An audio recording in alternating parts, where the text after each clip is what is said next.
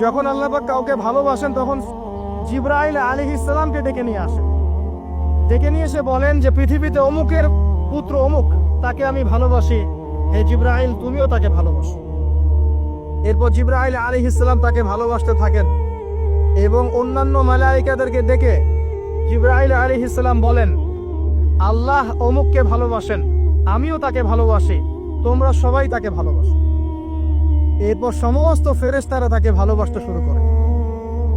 এরপর ফেরেশতা মণ্ডলী পৃথিবীতে আসেন, এসে দুনিয়াবাসীকে উদ্দেশ্য করে বলেন যে অমুকের পুত্র অমুককে আল্লাহ ভালোবাসেন, জিবরাইল ভালোবাসে, আমরা ভালোবাসি, তোমরা সবাই তাকে ভালোবাসো। এরপর দুনিয়ার মানুষদের কাছে তার মর্যাদা বাড়িয়ে দেওয়া হয়, তার দিকে মানুষের মনকে ঘুরিয়ে দেওয়া হয় এবং তার প্রতি মানুষের ভালোবাসা সৃষ্টি করে দেওয়া হয়। আল্লাহ পাকের নূর যখন আপনার ভিতরে আসবে, ইনশাআল্লাহ দেখবেন আল্লাহ রাব্বুল আলামিন আপনার হাতে তার দ্বীনের পতাকা দিবেন ইনশাআল্লাহ আযজা ওয়া জাল্লা। তাজকিয়া প্রয়োজন, তাজকিয়া না আসলে নূর আসবে না। লাভ নাই ভাই, প্রচুর ইবাদত বন্দেগী করে মনের মধ্যে অহংকার রেখে কোনো লাভ নাই। অনেক কিছু করছেন, নিজেকে মনে করছেন আপনি সুপিরিয়র, অন্যরা সব ককরোচ, আপনি জান্নাতের ডিলার, লাভ নাই। ইবলিসের আকীদা এটা ইবলিসের আকীদা। খলাকতানি মিন নার ওয়া খলাকতাহু মিন তিন। এখন যারা ইসলামের বিপক্ষে আছে তাদের মধ্যে থেকে আল্লাহ পাক খালিদ এবং ওমর রাদিয়াল্লাহু আনহুর মতো সাহাবী বের করতে পারেন। আল্লাহ পাকের সুন্নাহ বোঝা খুব দুষ্কর।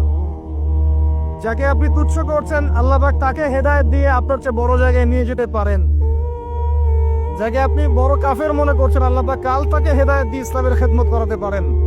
আবার আল্লাহ পাক আপনাকে, যিনি 5 ওয়াক্ত নামাজ পড়ছেন, রোজা রাখছেন, আপনাকে পথভ্রষ্ট করে দিয়ে জাহান্নামে নিতে পারেন। অতএব আত্ম অহংকারের কোনো সুযোগ নাই।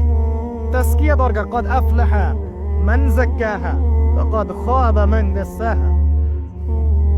قد أفلح من تزكى وذكر اسم ربه فصلى بل تؤثرون الحياة الدنيا والآخرة خير وأبقى। তাজকিয়ার পরে কি করবেন? চেষ্টা করেন হালাল রিজিক অন্বেষণ করেন। আল্লাহর ওয়াস্তে সুদ খায়েন না, আল্লাহর ওয়াস্তে ঘুষে যায় না, আল্লাহর ওয়াস্তে আল্লাহর দোহাই দিয়ে বলছি দুর্নীতি করেন না, আল্লাহর ওয়াস্তে মানুষের সম্পদ আত্মসাৎ করেন না। আল্লাহকে ভয় করেন, আল্লাহর ওয়াস্তে করেন, আল্লাহর ওয়াস্তে ছেড়ে দেন। হাত জোর করে রিকোয়েস্ট করছি, সুদ খায়েন না। নিজের মায়ের সাথে জেনার মতো অপরাধ, নিজের মায়ের সাথে জেনার মতো অপরাধ, এটা আমার কথা নয়, এটা মুহাম্মদ সাল্লাল্লাহু আলাইহি ওয়াসাল্লামের কথা। যাকে কবরে আপনাকে দেখানো হবে, যিনি আপনার জন্য সুপারিশ করবেন কাল কিয়ামতের মাঠে, যিনি আপনার জন্য হাউজে কাউসারের পানি নিয়ে দাঁড়িয়ে থাকবেন, আপনার উসওয়াতুল হাসানা, সেই মুহাম্মদ সাল্লাল্লাহু আলাইহি ওয়াসাল্লামের কথা। সুদ খেও না। এর সর্বনিম্ন পাপ নিজের মাকে বিয়ে করা, নিজের মায়ের সাথে জেনা করা। কেউ যদি এই সমাজে নিজের মায়ের সাথে জেনা করে থাকে, কালকে সকালে রাস্তায় বের হয়, আপনি চাইবেন তাকে রজম করে মেরে ফেলতে? চাইবেন না? এই কাজ দিব্যি আমরা করছি। সর্বোচ্চ পাপ সুদের, আল্লাহ এবং তার রাসূলের সাথে যুদ্ধ করা। অনেক দিন আয়াতটা বলেছি, আবারও বলছি, শোনেন কি, কারণ কিছু মানুষের কানে ঢুকতেই চায় না কথা।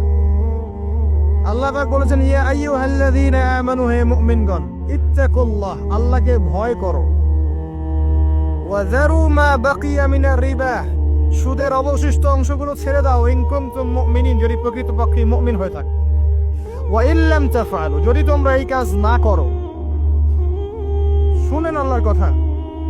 আল্লাহ বলছেন যদি তোমরা এই কাজ না করো, ফাযানু বিহারবিম মিনাল্লাহি ওয়া রাসূলিহি, তাহলে আল্লাহ এবং তার রাসূলের সাথে যুদ্ধের ঘোষণা শুনে নাও।